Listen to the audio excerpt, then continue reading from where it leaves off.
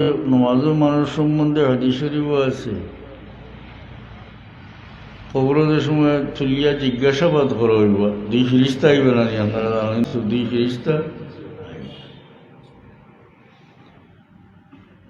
হাদিস শরীফও আছে, এই সময় বন্দায় দেখব সূর্য লাল হয়ে গেছে, ডুবি যার, সূর্য ডুববার টাইম গেছে, মানে তখন আল্লাহর বন্দায় হইব, নমাজি বন্দায় হইব, দাউনি উসাল্লি, সাড়রে বা আমি নমাজ খান পড়িলাই। আইসো তো জিগাইতে করি নানি, স্টপ করো, জিগানি মনে করো, ছাড়ো আমি নমাজ খান পড়িলাই, নমাজ রোজার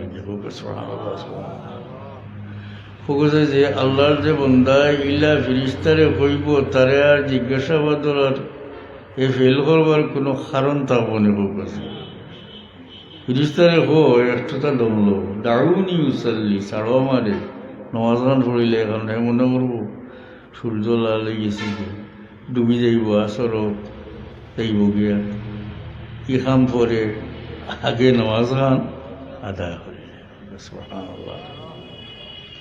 নমাজি মানুষের দুনিয়াত আল্লাহ মায়া করেন কি পরিমাণ দেহকা। যে মানুষ পাঁচক নমাজি, পুরা নমাজি মানুষ, এনে একদিন এসা রক্ত আইসেন হেরান হইয়া বাড়িত আইয়া হতিসলা গুম লেগেছে।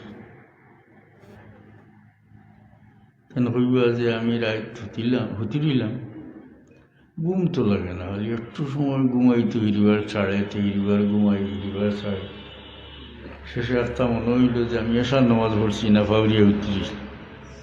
তো উঠিয়া উজু করিয়া নামাজ পড়লাম, নামাজ পড়ার পরে শান্তিতে ঘুমাইলাম। এর অর্থ হইল আল্লাহর বন্দা নমাজি হওয়ার কারণে আল্লাহ তান বন্দারে অত মহব্বত কতরা যে আনা নমাজে এই বন্দারে ঘুমাইতে দিলা না। হোক সুবহানাল্লাহ, সুবহানাল্লাহ। কালকে যে মেরাজের আলোচনা হয়েছে, এর মধ্যে সবচেয়ে গুরুত্বপূর্ণ ব্যাপার হইল নমাজের ব্যাপার। আর আগের তো পয়লা প্রশ্ন হইব নমাজ সম্বন্ধে। মাস্টার মহাজি, আমরা নিজে নমাজ ছাড়া কেউ বাঁচিয়ে দিতে পারতাম না। আমরা নিজে নমাজি হইতাম, আমরা বাচ্চা কাচ্চা নমাজি হইতাম, চাই নানি আমরা হরুতা নমাজি হইতাম।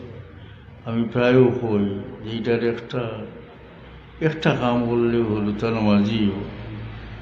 যে বাচ্চায় হরুতার তখনে তার বাপরে দেখে নমাজ পড়ন, দেখি দেখি বড় হয়, ই ফুয়া বেনমাজি হইব না ফুয়া, আর বেন হে দেখি দেখি বড় হয়েছে।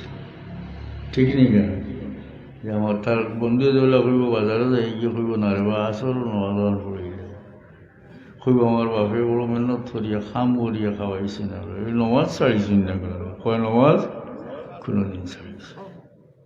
হে কয় না যে মোক মৌলানা সাহেব ওয়াজ করছে, এখান না করিয়া কয় আমার বাবা অত কষ্ট করিয়া মেহনত করিয়া আমরা রোজগার করিয়া খাওয়াই, নমাজটা গালাগালির পরিবেশ ইগরো হলুতা অনার্স মাস্টার্স করলিব গরো, কোনো মানুষ তো কিতাব পড়িবার, কোনো মানুষ গালাগালি পড়বার কোনো মানুষ জায়গা নেই।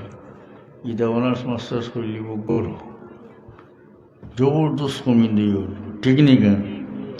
তা আমি আপনারা অনুরোধ করব যে আল্লাহ যখন আমরা এই উম্মতে মুহাম্মদী ওয়া শরীয়তের বিধান সুজা করিয়া দিয়েছেন এবং কম আমলে আল্লাহ আমরা বেশি সওয়াব দান করতলা, এবং সবচেয়ে গুরুত্বপূর্ণ ইবাদত যেটা নমাজ, নমাজটা পড়ার ব্যবস্থা আল্লাহ সুজা করে দিয়েছেন নিয়ে না।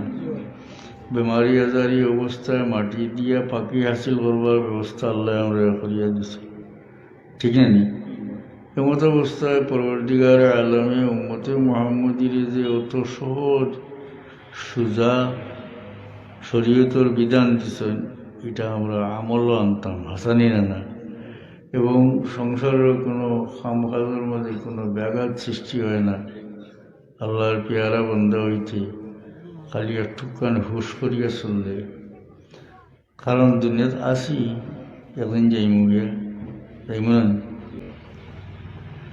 এখন যদি আপনি তারিখ করেন বলে বালা কাম করুম, মানে নমাজ পড়ুম সামনে শুক্রবার থেকে। শুক্রবারে মনে হইব বলে যাইতাম গরুর বাজারও, হ্যাঁ, বিড়ি খাওয়া ছাড়তে পারে না এই বেটায় যে বেটায় তারিখ করে আসা নাই, মঙ্গলবারে ছাড়ি দিম।